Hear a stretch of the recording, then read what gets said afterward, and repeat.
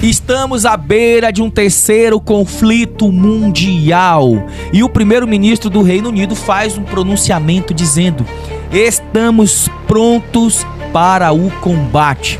A coisa está mais séria do que o que a gente imagina. Qualquer coisa agora pode sim desencadear um terceiro conflito mundial. Bom, tudo começou mesmo quando a Ucrânia agora, semana passada, fez um ataque dentro do território russo. Um ataque com drones, e nesse ataque eles conseguiram ali explodir alguns caças russos dentro do território russo. Gente, eu vou falar uma coisa: você entrar dentro do território russo e explodir caças russos não é uma coisa muito fácil. É claro que a Ucrânia não conseguiu fazer isso sozinha, tá? E é aí que está o grande risco do terceiro conflito. Por quê? Porque a Ucrânia de Zelensky fez isso com o apoio da OTAN. E os maiores países da OTAN, que são Alemanha, Inglaterra e França, são os países responsáveis ali pelo financiamento da Ucrânia fazer esses ataques. E o Putin já avisou: isso não vai ficar barato. E os países envolvidos vão pagar caro. Bom, ouvindo isso do Putin, né, o primeiro-ministro Keir Starmer, que é o primeiro-ministro do Reino Unido, já fez um pronunciamento agora recente dizendo: estamos prontos para o conflito, estamos prontos para o combate. A Polônia, que é o país que faz fronteira ali com a Ucrânia e com a Rússia, já está se preparando, já tem um ano que a Polônia já está se preparando, tá? Porém, agora estamos realmente aí por um fio. O Donald Trump já vinha costurando um cessar-fogo ali com o Putin e com o Zelensky. Inclusive o Zelensky foi lá, né, na Casa Branca conversar com o Trump, aquela conversa polêmica que a gente assistiu aí, que o Zelensky foi humilhado, o Trump humilhou ali o Zelensky. Enfim, o Trump sempre teve o objetivo de trazer um acordo de paz. A promessa de campanha dele foi trazer paz ao mundo, trazer paz ali para acabar com essa guerra entre Rússia e Ucrânia, acabar com aquela guerra no Oriente Médio ali entre Israel e os países muçulmanos, principalmente os países, pacificar Israel, principalmente com os países mais ricos, Arábia Saudita, Catar. E ele tem conseguido fazer realmente algumas coisas, dar alguns passos, né? Mas, diante de um acordo de cessar-fogo entre Ucrânia e Rússia, o Zelensky joga a terra nos olhos do Putin e sai correndo. É como se ele atirasse uma pedra numa caixa de marimbondo, numa caixa de abelha, e saísse correndo. E ele não fez isso sozinho. Ele fez isso com o apoio da OTAN. E o Putin já falou: isso não vai ficar barato. O que isso significa? Que nós estamos por um fio de um terceiro conflito mundial.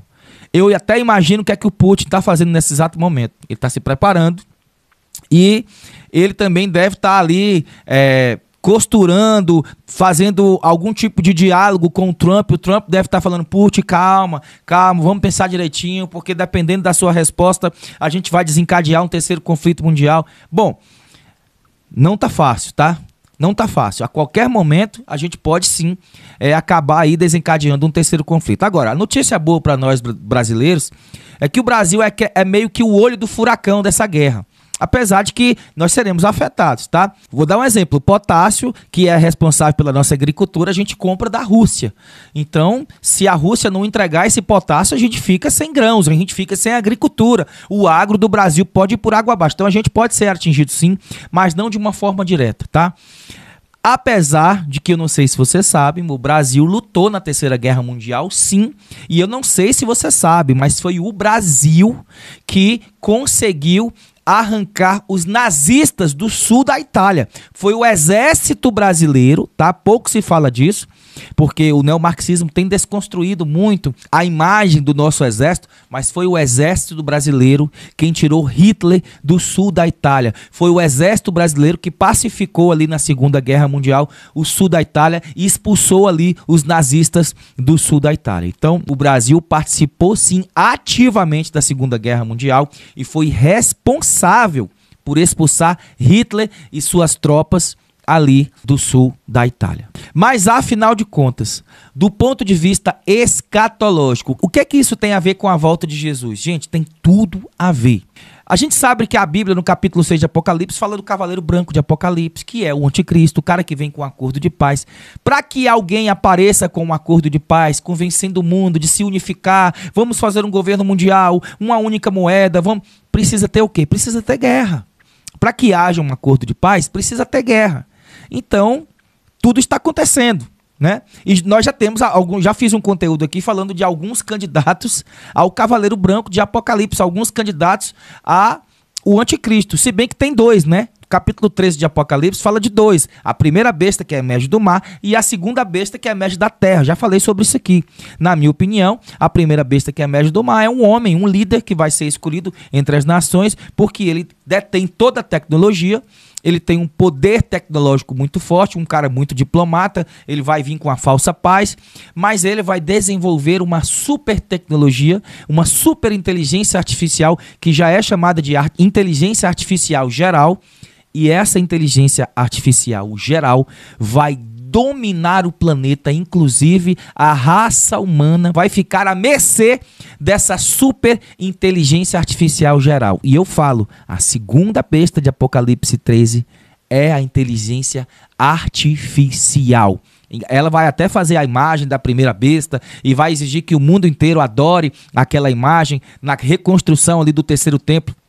Um dos objetivos do Trump, ele fala isso abertamente, é pacificar Israel ali e fazer a reconstrução do terceiro templo de Salomão. Inclusive foi o Trump quem tirou a embaixada dos Estados Unidos de Tel Aviv, que é a capital de Israel atualmente, né, para Jerusalém, reconhecendo Jerusalém como a capital de Israel. E o objetivo do Trump sempre foi a reconstrução ali do terceiro templo. Já tem judeu lá em Jerusalém chamando o Trump de o novo Ciro, de o Mashiach, de o Messias. Alguns dizem que esse Messias é o Jared Kushner, que é o genro do Trump. Outros já estão falando que pode ser o Barron Trump, o filho do Trump. Bom, enfim, as coisas estão acontecendo muito rápido. Jesus está voltando.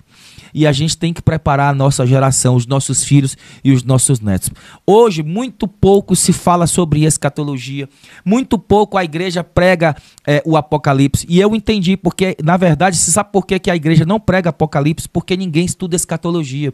Os pastores estão muito interessados em teologia da prosperidade, dinheiro, dinheiro, dinheiro. E eles não estudam escatologia. Por isso que eles não entregam. Porque eles realmente não sabem, não têm conhecimento.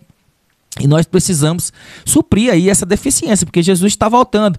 Essa geração dos nossos filhos tem uma imensa dificuldade de entender coisas básicas, como, por exemplo, a heterossexualidade. Por quê?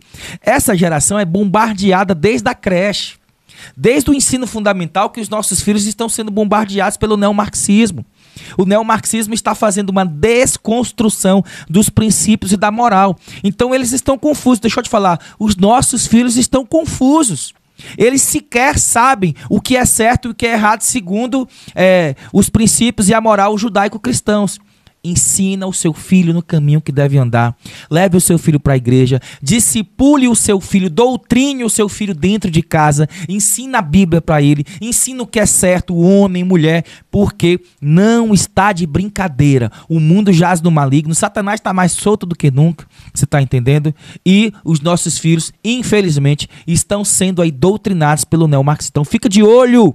Fala da volta de Jesus para o seu filho. Ensina a Bíblia para o seu filho. Ensina moral, princípios para o seu filho, tá? Fala um pouquinho também, se o seu filho já é adolescente, sobre sexualidade. Conversa com o seu filho, porque a desconstrução do princípio e da moral judaico-cristão está muito grande. Essa geração tem uma imensa dificuldade de entender coisas básicas sobre princípio e sobre a moral. Jesus está voltando. Nós precisamos amadurecer a igreja, precisamos pregar escatologia na igreja, precisamos falar da volta de Jesus na igreja, precisamos falar sobre o Apocalipse da igreja. É muita prosperidade, é só dinheiro, dinheiro, prosperidade. Deus vai te dar, Deus vai te dar. E Jesus está voltando e a igreja está dormindo. Isso é um fato. É triste, é lamentável. Lá no capítulo 3 de Apocalipse, a Bíblia fala, né, a última igreja do Apocalipse, que é a Laodiceia. Ela não é quente nem fria, ela é morna. Por isso o próprio Deus fala que estou a ponto de vomitar-te. Ela pensa que é rica, mas na verdade não sabe que é miserável, pobre, cega e nua. E Jesus fala, eis que estou à porta e bato. Se alguém ouvir e abrir, eu entrarei, cearei com ele e ele ceará comigo. Vamos ouvir a voz do Senhor. Jesus te ama. Ele tem uma obra extraordinária na sua vida, mas principalmente a salvação, que é o maior milagre de Deus. Vamos ouvir a voz do Senhor? Vamos ouvir a palavra do Senhor? Vamos ensinar os nossos filhos sobre a palavra do Senhor, sobre a volta de Jesus? Vamos pregar mais Apocalipse nas igrejas? Vamos estudar mais escatologia? Pois é.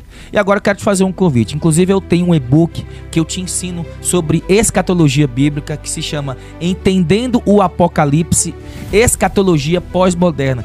Para você que não entende nada da volta de Jesus, para você que não entende nada de escatologia, é de fácil entendimento. Você vai entender o que é o pré-tribulacionismo, mesotribulacionismo, pós-tribulacionismo, amilenismo, o milenismo. Você vai entender tudo sobre a escatologia.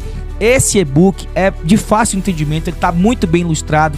Esse e-book está no meu site aqui, ocrenteviral.com. Vai lá para você entender tudo sobre a volta de Jesus. Eu também quero te fazer um convite especial para você participar do nosso grupo de WhatsApp, para você ficar mais perto, para você ficar mais próximo da gente e a gente também compartilhar conteúdos gratuitos ali para edificação da sua vida e para ampliação do seu conhecimento. A Bíblia fala: meu povo perece por falta de conhecimento. Uma coisa eu quero te garantir: Jesus está às portas e está batendo. Abra para o Senhor, porque Ele vai ceiar na sua casa. Hoje vai ter salvação na sua vida e na sua casa. Crê no Senhor Jesus e será salvo tu e tua casa.